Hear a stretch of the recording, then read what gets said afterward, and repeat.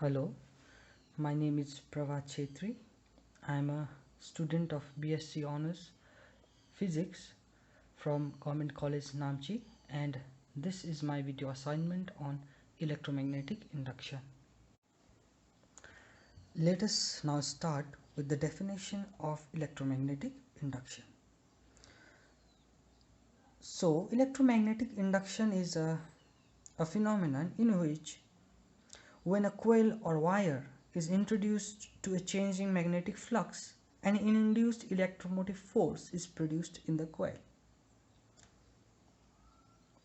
Now, the methods, there are three laws which are basic to understanding this phenomenon of electromagnetic induction, and they are namely Faraday's electromagnetic laws, Faraday's first law, Faraday's second law, and Lenz's rule. So, to understand this phenomenon better, we have to understand those laws first. Let us now begin with Faraday's law of electromagnetic induction. Faraday's first law is what tells us how an EMF is generated in a coil. It states that whenever flux linked with a circuit changes, an induced EMF is produced. That is, whenever we introduce a coil or a circuit to a changing magnetic field or a changing magnetic flux, an electromagnetic force is produced in the coil. There are several methods to how we can change the magnetic flux, and I have a few examples here to show us a basic example of how we can change those magnetic flux. Here we have a magnet, that is a bar magnet with its north pole facing the coil and the coil placed at a certain distance. Now, at this moment, the coil does not have a changing magnetic flux because it has a constant number of field lines, magnetic field lines flowing through it. That means no change in flux is seen. Now what we do is we move our magnet towards the coil. Now, moving the magnet towards the coil, what it does is that number of field lines that pass through the coil increases. Let us assume that we have moved our magnet towards the coil. That means the number of field lines that are passing through it now is increased, and in this way our magnetic flux is also increased. Now what it does is changing magnetic flux produces an EMF inside the coil. Another technique is we could also move our magnet away from the coil. Now, moving the magnet away from the coil, what it does is it again changes the number of magnetic field lines that pass through the coil. Now, when that happens, our coil, let us assume we move the magnet away from the coil. Now it decreases the number of field lines that are passing through the coil, and it also in turn decreases magnetic flux. So there is a changing magnetic flux, and hence we can see an induced EMF being produced inside this coil. Now the other method can be tilting the coil at a certain angle. You can see here that we have a coil of, let us say, a cross-sectional area A. Let us assume that the area of the coil is A. Now we know for flux is equal to B, that is magnetic field into area vector. Now we can see that the magnetic field must pass perpendicular to the area vector to produce this magnetic flux. Here our coil is almost perpendicular to the magnetic field, so magnetic flux is greater. Now when we tilt this coil at a certain angle, let us say we tilt it in this way. Now what it does is the number of field lines again passing through this area is decreased, and hence this flux is also decreased, and in this way we can create a magnetic flux, and in turn which creates an induced electromotive force inside the coil. Now we are done with the first law of electromagnetic induction. Now what second law tells us is the amount of electromotive force that is produced inside this coil. In this topic, the second law of electromagnetic induction given by Faraday states that the magnitude of induced EMF is directly proportional to the time rate change in magnetic flux linked with the circuit. Okay. Now let us derive this. Let E be the electromotive force that is being generated due to this changing magnetic flux, and this law directly states that E is proportional to time rate change, that is ddt, of our flux. Let phi be the flux. Now when we remove this proportionality sign, we get a constant, that is k, negative k actually, d phi by dt. Now this, when it is written in SI system, the value of k is 1, so E becomes negative d phi by dt. This is the magnitude of electromotive force that is produced given by the second law of electromagnetic induction. Now why we get this negative sign is discussed in the another topic, that is Lenz's rule for showing us the direction of current, electromotive current, that is produced inside the coil. Lenz's rule. Lenz's rule states that the induced current produced in a circuit due to changing magnetic flux always flows in such a direction that it opposes the cause which produced it. Now let us see how this is done. Let us assume that we have a magnet with our north pole and south pole here and our coil here. Now when we move this magnet towards the coil, we produced a magnetic flux, a changing magnetic flux, yeah, and now the current in this coil should flow in such a way that it opposes the movement of this magnet towards it. So how this coil does oppose this movement is by producing the EMF in such a way, like the north pole of the magnet is moving towards the coil, so this side apparently behaves as a north pole and this side as a south pole, so the flow of current is in this direction. Now this opposes the movement of this magnet towards the coil. Similarly, when we move this magnet away from the coil, in which case also we produce a changing magnetic flux, right? Now when we move this magnet away from it, the current inside this coil is produced, the electromotive current is produced in such a way that it opposes the movement of magnet going away from it, so it will try to pull the magnet towards it. So this side apparently behaves as south pole and this as north pole, so the direction of current will be this way again. So because this electromotive force or induced current opposes the cause that produced it, the sign is negative in this magnitude, that the second law which we saw, that the magnitude of electromotive force is d phi by dt, right? So this negative sign in explains that the induced current is produced in opposing manner.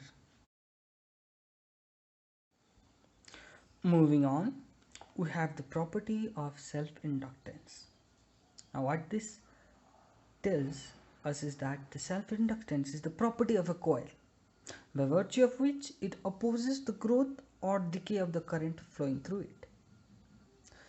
What this basically means is an increase or decrease of current is opposed as much as it can by a coil, and this property is also known as inertia of electricity.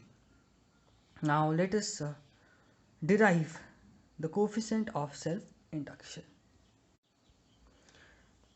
Let us assume that we have a coil and the current that is flowing through it be I, due to the changing magnetic flux, of course, right? So what we already know is that the flux will be directly proportional to this current, and since it is self-induced, while removing this proportionality, we get a constant, that is Li, and this L is what is known as the coefficient of self-induction. Now this property can further be used to modify our the magnitude of induced current that we found according to this second law of electromagnetic induction.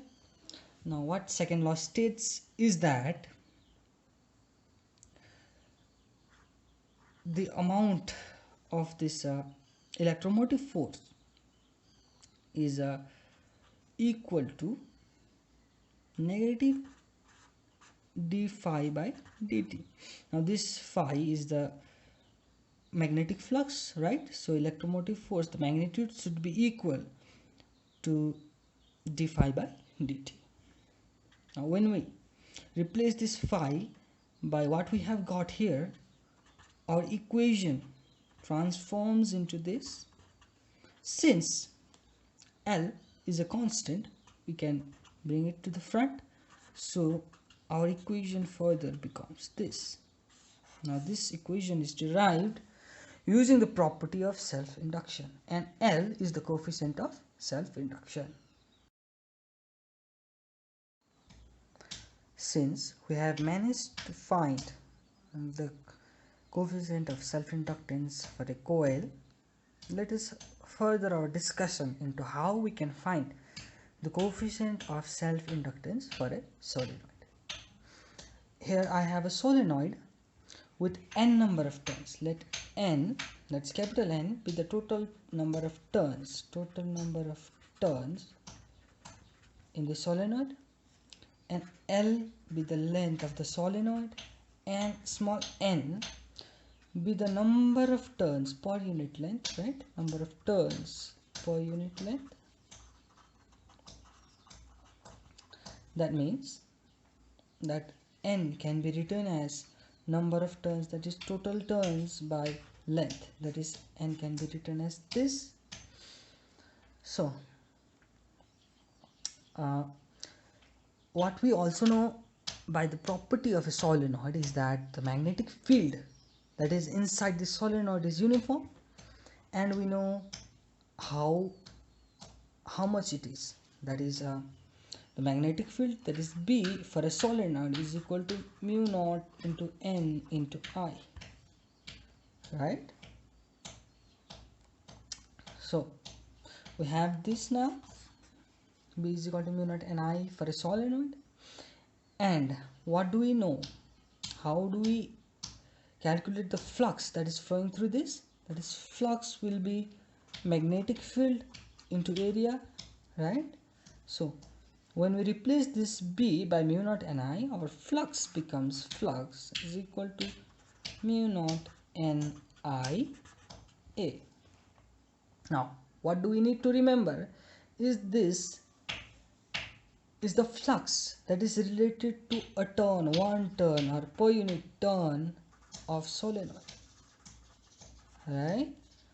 So how much will be the flux for the total solenoid, that is for this much of turns, that covers the whole length. Now it should be easy, that is flux for a single solenoid, that would be total, that is, let us assume this is the flux flowing through the whole solenoid, will be equal to mu naught NIA, that is for a single turn, into total number of turns, that is N. Now we already know N can be written as N into L, small n into L. So our equation further becomes this NIA into NL, which is mu naught N squared IAL. Now the total flux to the solenoid becomes this much. And what do we already know from the self-inductance, that is the coefficient of self-inductance for a coil? We know that its value, that is phi, is equal to Li, right? We have already found this, and these two equations must be equal. So Li is equal to, now equating those equations, what we get is N squared IAL, that's small l. Now we can cancel I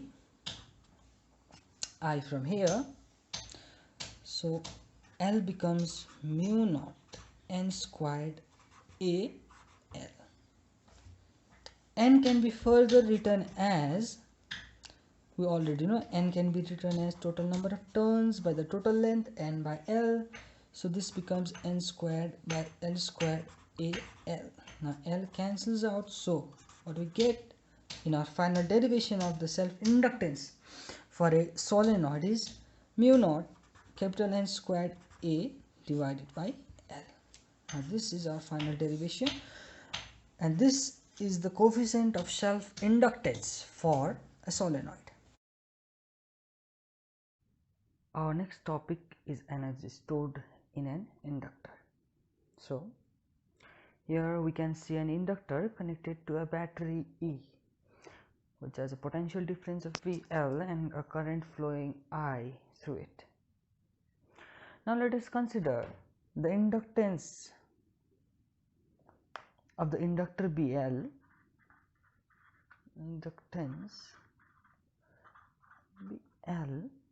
right, which is connected across a battery E, and when current flows through the inductor, an EMF is induced in it, right?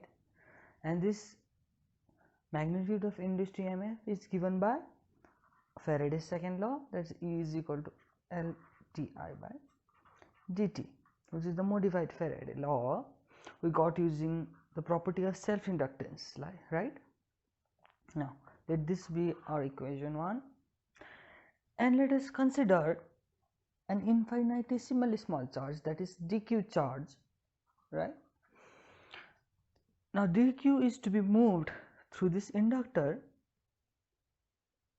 and we have to find the work done by the battery, by the voltage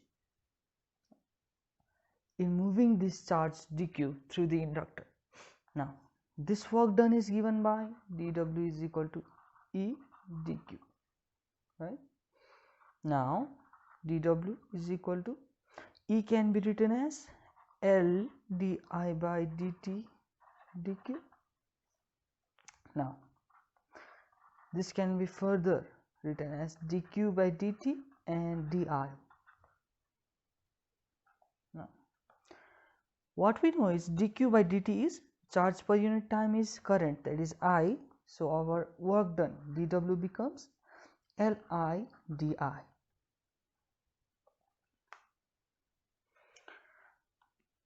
Okay, now further, the total work done to maintain the maximum value of the current I naught through the inductor. Now let us find the total work done, that is the total work done that will be used to maintain the current at I naught, right? So this expression is now further integrated as integration dw is equal to integration L I di. Now integration is done from 0 current to I naught current, right? Now integration dw becomes w, and L is a constant, so we do not need to integrate it. I di. Now this becomes I squared by 2. Putting the limits, we get L I naught squared by 2 minus 0 upon 0, which becomes L I naught squared by 2. So the total work done to move this charge and to maintain a current I naught will be half L I naught squared. Now what we need to remember here is that the work done in increasing the current flowing through this conductor is stored as its potential energy in its magnetic field. So this work done is stored as potential energy, that is U, with the same expression. So this is the energy stored in the inductor.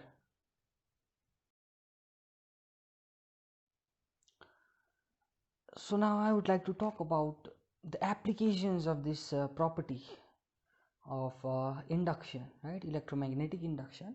And there are various ways in which this could be used, like for induction cooking, induction stoves, and induction welding.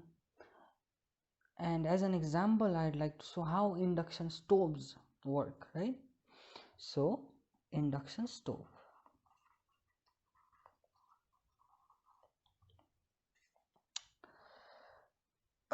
Now the main components of this stove are a power shell, right,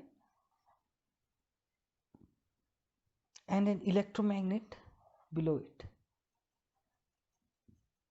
This is what produces our magnetic field, and there is a plate, a ceramic plate, and utensils are kept over it. Now when this electromagnet is connected to a power source, right, a magnetic field is produced here due to the electromagnet, and the properties of the utensils are such that if this utensil is a ferromagnetic material, made of a ferromagnetic material like steel, then the induced current generated here are concentrated on the thin layer on its outer surface, and heat is produced. Now this induced current can be increased by changing the material of the utensil, like using a paramagnetic utensil made up of aluminium, for example. Now magnetic field can penetrate much better in case of paramagnetic material, and induced current also encounters little resistance, and so the heat produced is a lot more in this case. So in this way the magnetic field produce the heat, which in turn is used for cooking. So this is how we use an induction stove. This is how an induction stove works, and it works mainly on the principle of electromagnetic induction.